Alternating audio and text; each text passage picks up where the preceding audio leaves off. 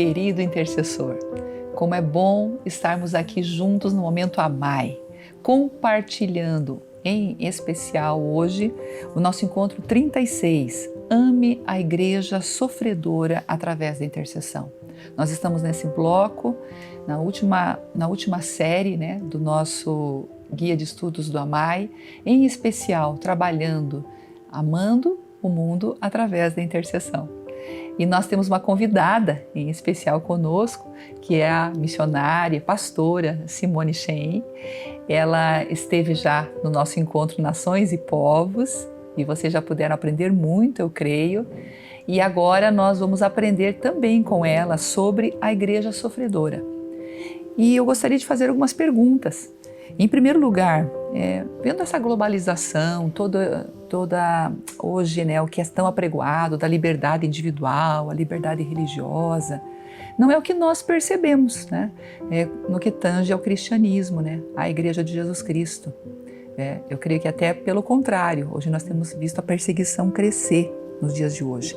E então aí temos esse termo, a Igreja Sofredora. E eu gostaria que você conversasse um pouco agora com o nosso pessoal aqui e compartilhasse quem é a Igreja Sofredora. Olá, pessoal. Então, quem é essa Igreja Sofredora, Acho importante vocês entenderem que não são poucos. 340 milhões de pessoas que sofrem hoje no mundo algum tipo de perseguição por causa da sua fé. São países, nações, como a gente já viu no outro encontro, etnias, grupos aonde se você se converter, se você aceitar Jesus, você vai ter severas punições. E países como a Mauritânia, que eu tive bastante acesso ali, porque nós morávamos do ladinho da Mauritânia, muito perto mesmo, e nós chegamos a receber pessoas que estavam, até um que se refugiou na nossa casa porque tinha aceitado Jesus. E quando você aceita Jesus na Mauritânia, você tem 24 horas para você se arrepender, senão você é morto. Então, não são poucos lugares, não são poucas pessoas, existe muita perseguição. Mesmo em lugares onde o país é laico, onde existe liberdade religiosa, que pela Constituição você pode se converter e você pode ir numa igreja, mas a pressão da sociedade é tão grande. Por exemplo, Senegal, o país onde nós estávamos, o país é considerado um país laico, com liberdade religiosa, mas entre aspas, porque quando você aceita Jesus, você ali tem muita perseguição. E é tirado de você muita coisa. Então, as pessoas nesses lugares, elas vivem com medo. Muitas delas, como eu já ouvi de muitos falando, missionária, eu quero esse Jesus, mas quem vai me enterrar? Quem vai me ajudar quando você for embora, quando o missionário for embora? Quem vai estar com os meus filhos? Como que vai ser a minha vida?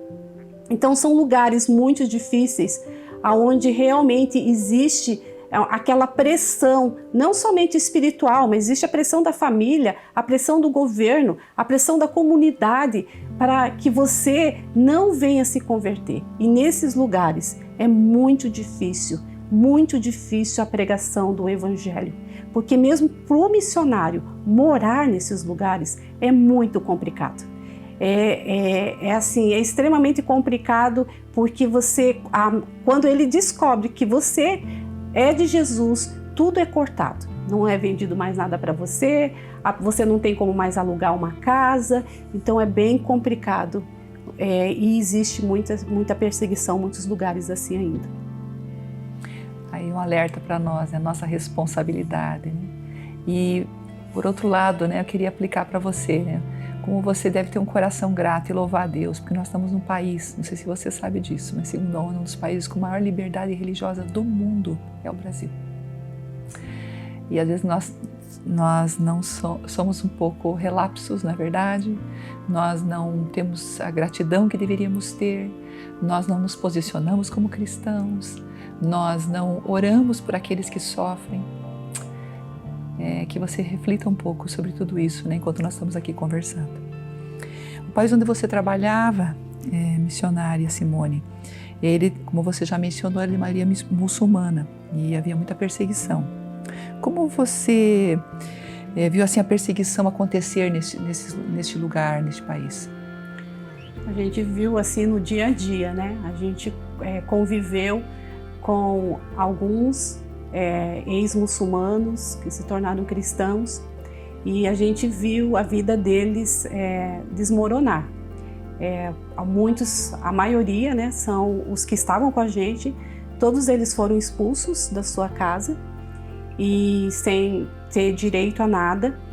Em especial, nós tínhamos uma moça aonde ela foi muito violentada de diversas formas e a ponto de o pai dela colocar ela numa prisão, armar toda uma situação para que ela fosse presa. Ela foi queimada várias vezes, né? O pai passava a faca na fogueira e passava no corpo dela e esquentava, né, a faca e passava no corpo dela, então o corpo dela cheio de marcas disso. E eram assim histórias muito tristes. Então nesse país, por exemplo, no Senegal, que tem, né, entre aspas, liberdade religiosa, mas como eu falei anteriormente, são países aonde quando você aceita Jesus, então você perde tudo. Você perde o emprego e assim você aceitou e essa notícia se espalhou. Então já no lugar onde você trabalhava, aquele homem já sabe, o dono daquele lugar, ele já sabe, ele já te manda embora na hora. Você vai comprar uma coisa no mercado, eles já não querem vender mais para você. Então tudo é uma pressão inteira da sociedade para que você não sobreviva, para que você negue a Jesus, para que você negue a fé. E também o que acontece nesses lugares, ali no Senegal, o que acontecia é que alguns missionários tentaram construir igreja. E aí, primeiro, os missionários iam e alugavam prédios para fazer um culto, para ter uma igreja. Quando descobriam que era para uma igreja, já ou subiam absurdamente assim o aluguel, ou chegava já, na hora de renovar o contrato, não conseguia renovar mais. E daí já depois da primeira vez, toda a comunidade, toda a cidade sabia e você não conseguia alugar de jeito nenhum um local para fazer um trabalho, né, como uma igreja. Algumas igrejas funcionam em escolas americanas, aonde as escolas americanas daí cedem o espaço, alugam o espaço e aí não tem problemas. Quando você compra um terreno e tenta construir, como eu vi com os meus próprios olhos acontecer isso, você começa a construir, a população vai lá e quebra tudo, desmonta tudo e destrói tudo. Então realmente assim é um trabalho muito difícil. E é o dia a dia, a pressão, né, do dia a dia, porque não é só uma perseguição ali com aquele que aceitou a Jesus, mas também com o missionário, né? De alguma forma ele é perseguido. Até mesmo os filhos dos missionários, eles sofrem bastante. Então o motivo para você orar até pelos filhos dos missionários que trabalham com povos não alcançados ou em lugares onde há perseguição. Porque é muito difícil, porque como você vai explicar para uma criança, né, como aconteceu com o meu filho, uma criança de 6, 7 anos de idade, que você não pode falar de Jesus, né, que você não pode falar de Jesus na escola, que você tem que ficar quieto. Então é muito difícil para ele entender isso, né, e é muito difícil para a gente agir com sabedoria também, diante dessa situação. E eles sofrem muita perseguição, muito bullying por causa da fé, quando descobrem, mesmo em escolas internacionais. Até eu recordo agora uma experiência, né, que você compartilhou quando no Encontro Global. O Davi era muito pequeno ainda, não sei se ele tinha uns 6 anos. 6 anos, isso mesmo. E uma frase que o Davi disse quando ele estava no Encontro Global e a experiência que ele teve aqui no Brasil. Você podia compartilhar um pouco sobre isso? Ele falou assim, que no Encontro Global ele entendeu o que nós estávamos fazendo, porque nós sempre ficamos um pouco temerosos, assim, até que ponto que nós devemos mostrar para ele o que nós estávamos fazendo, até porque ele era uma criança e ele ia falar, até a questão da perseguição. E aí ele chegou no nosso quarto, depois que nós tínhamos 2 momentos separados, né? Nós tínhamos um programa todo especial para os filhos dos missionários, e ele chegou lá no quarto e ele, mamãe, agora eu sei, nós somos missionários de Jesus. E ele falou assim, e daí eu achei interessante que Deus deu um entendimento para ele do que ele estava fazendo, porque ele falou assim, ai, nós somos aqueles que vão escondidos, né, mamãe, que fazemos como se fosse ele usou essa palavra, agente secreto. Então nós somos agentes secretos. E eu louvo a Deus porque ele entendeu, e a partir daí ele entendia que ele era um agente secreto de Jesus. E também, eu lembro que você também contou que ele ficou muito impressionado como muitos eram cristãos, né? Isso mesmo. E uma coisa que marcou muito ele, assim, e marcou a mim também, porque quando ele falou assim, mamãe, mas aqui tem muitos cristãos. Daí ele falou assim, todos os meninos e as meninas que estão com a gente ali são cristãos, né? Que realmente ele não era o convívio dele, né? Ele vivia com a maioria muçulmana. E como isso faz diferença, né, para a vida de uma criança, e imaginando isso lá para a igreja sofredora, aqueles que são minoria, né, como se sentem dia a dia, né, como poucos que têm a fé, que professam a fé, e quanto passam de lutas, né, quanto são cerceados, né, mesmo já na infância, né, por causa da sua fé. Essa é uma das grandes lutas, né, das inquietações dos missionários no campo, justamente por causa disso, nesses campos onde existe muita perseguição, porque é um caminhar muito solitário, é um caminhar assim de você desbravar, né, e a intercessão ajuda muito a gente, isso de saber que a gente não está sozinho. As pessoas que vocês discipulavam, você comentou já alguma coisa, elas passavam também por perseguição, lutas. Como vocês procuravam ajudar essas pessoas? Sim, uma das coisas que a gente, né, que Deus nos deu como estratégia era não só a questão espiritual, mas era tudo. A gente tinha que dar tudo, a gente tinha que dar casa, comida, tudo, né? E dar suporte para a família. Por isso que nós tínhamos um café, um restaurante, e ali a gente sustentava aquelas famílias. A gente dava, eles conseguiam, né, ter um lugar para morar. Alguns moraram com a gente, né, e a gente dava comida. Então, fora o salário, a gente dava comida mesmo todos os dias, café da manhã eles tinham com a gente e almoçavam com a gente, e depois ainda, antes de ir embora, comiam com a gente, né? Porque a gente entendia que a gente tinha que acolher dessa forma, porque em países onde existe perseguição, você tem que acolher de todas as formas, né? E a gente tem muito, eu poderia passar aqui, né, muito tempo falando de muitos testemunhos de como Deus agiu através disso, né? Desse cuidado. E eu me lembro de um menino ainda que estava assim em cima do muro, quando chegava o Ramadã, que é aquele jejum de consagração dos 40 dias ali dos muçulmanos, ele fazia, mas ao mesmo tempo ele dizia que era de Jesus. E a gente orando, e a gente sempre via, né, ele precisava tomar uma decisão.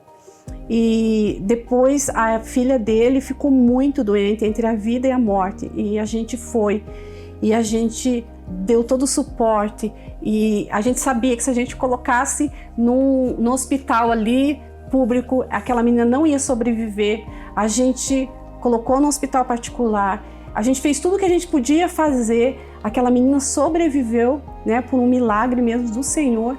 E quando acabou essa experiência, não só ele, mas a esposa dele, que era a nossa grande luta, ela veio para Jesus e olha o que foi mais interessante, né? A esposa mesmo falou assim: nós vamos tirar ela da escola islâmica, porque existem as escolas islâmicas no Senegal, onde as crianças são discipuladas desde pequena. E ele falou assim: nós vamos colocar numa escola cristã, uma escola onde que ela possa aprender os princípios da palavra de Deus.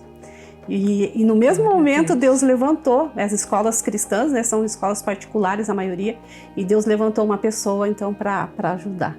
Glória a Deus, que tremendo. Deus é tremendo mesmo nas coisas que Ele faz. E Simone, o que você podia orientar assim os intercessores que estão aqui conosco, assistindo esse Momento Amai, como orar pela igreja sofredora? Eu acho que a coisa principal é você orar debaixo de direção do Espírito de Deus. Existe uma barreira. Eu tenho ainda a sensação de quando eu voltava, né, para o Senegal, um país praticamente todo islâmico, e quando eu chegava no Brasil, a diferença de mundo espiritual, a diferença de peso, queridos, tinha dias que você não conseguia nem andar. Assim, e não é exagero, parecia que a voz não ia sair, era peso, muito peso espiritual. Então, de você ser sensível a Deus e de você orar debaixo de revelação de Deus, de você buscar o coração de Deus para orar por esse povo, de ter o coração mesmo do Senhor, de clamar, de chorar, porque esses povos estão carentes, eles precisam da nossa oração. E sabe, quando a gente faz isso, acontece eu até queria contar um testemunho aqui, que nós orávamos muito por uma mulher que ela vinha de vez em quando na nossa casa trabalhar. E um dia Deus deu para ela uma visão dentro da nossa casa de Jesus. E é assim, porque muitas vezes você vai falar de Jesus, eles não vão entender. Às vezes você vai fazer aquelas coisas que nós fazemos aqui no Brasil, não funciona. Mas aí, quando eles têm uma revelação, e ela falou assim: eu vi Jesus na cruz, eu sei que Ele morreu por mim. E ela teve uma experiência ali, então, de conversão, de salvação. Então, nós precisamos orar para que muitos tenham revelação, porque é isso que Deus tem usado. Mas para eles terem revelação, precisa ser quebrado algo no mundo espiritual. E isso só é feito através de oração intercessória e debaixo de unção do Espírito Santo. E Deus vai guiar você. Deus vai guiar você para orar por essas pessoas. Amém. Amém. Nós somos desafiados hoje no nosso encontro, nosso Momento Amai, a orarmos pela igreja sofredora. E nós vamos agora, juntos, fazer um tempo de intercessão. E eu quero que você se una a nós em oração para os nossos irmãos que sofrem. Missionária Simone. Eu queria que você orasse por muitos cristãos que eles não podem falar que eles são de Jesus e que eles se sentem sozinhos, estão lutando sozinhos em países que eles são minorias. Vamos orar por eles também. Deus, em nome de Jesus, nós queremos, Senhor amado, que o Senhor dê o teu coração, Senhor, no nosso coração, que o Senhor possa, Senhor amado, estar colocando, Deus, os pesos, Senhor, desses povos, dessas nações, daqueles, Senhor, da minoria, daqueles, Senhor, que estão caminhando sozinhos, Senhor, sejam daqueles cristãos, Senhor, que receberam uma revelação através de uma visão, através de um sonho, mas, Senhor, que eles são os únicos, que eles não têm ninguém para caminhar sozinhos, Senhor, para caminhar junto, que eles estão caminhando sozinhos. Deus, eu oro, Senhor, em nome de Jesus, que o Senhor alcance, Senhor, eles agora. Amém. E que eles sejam fortalecidos no Senhor. Amém. Deus, conserva a fé deles, Senhor, em nome de Jesus. Sim. Deus, que eles permaneçam firmes, mesmo diante de tanta perseguição, mesmo diante de tanta injustiça, mesmo, Senhor amado, diante de tantos questionamentos, mas que o Senhor coloque pessoas no caminho deles. Deus, eu oro, Senhor, para que o Senhor levante missionários para, Senhor amado, ir para esses lugares, Deus, aonde, Senhor, é tão difícil, mas que o Senhor levante aqueles que são seus, Senhor, para irem e ser esse apoio, para ir, Senhor amado, e ser, Senhor amado, aquele, Senhor amado, que vai levantar, aqueles que vão caminhar juntos, aqueles que vão fortalecer, Senhor amado, os solitários, Senhor amado, em nome de Jesus. Sim, Deus, nós guardamos essas pessoas, Senhor, ao redor do mundo, que estão caminhando sozinhos e que se sentem sozinhos, mas que não querem, Senhor, largar a fé porque tiveram uma experiência sobrenatural com o Senhor. Que da mesma forma, Senhor, eles sejam alimentados sobrenaturalmente, Amém. que eles sejam fortalecidos, Amém. que o Senhor visite, que o Senhor fale, Deus, Amém. e que o Senhor levante pessoas para ir até o encontro deles, Pai. Sim, Deus. Em nome de Jesus, Senhor, nós oramos. Amém, Amém. Jesus. Amém. Amém. Amém, querido intercessor. Contamos com você essa semana. Vamos juntos amar a Igreja Sofredora. Todos os dias levante um clamor, todo o seu coração e ore. Você tem recebido o nosso material diariamente. E nós essa semana vamos destacar locais onde há grande perseguição, para que você ore pela Igreja do Senhor Jesus. Juntos, amando o mundo através da intercessão. Deus os abençoe.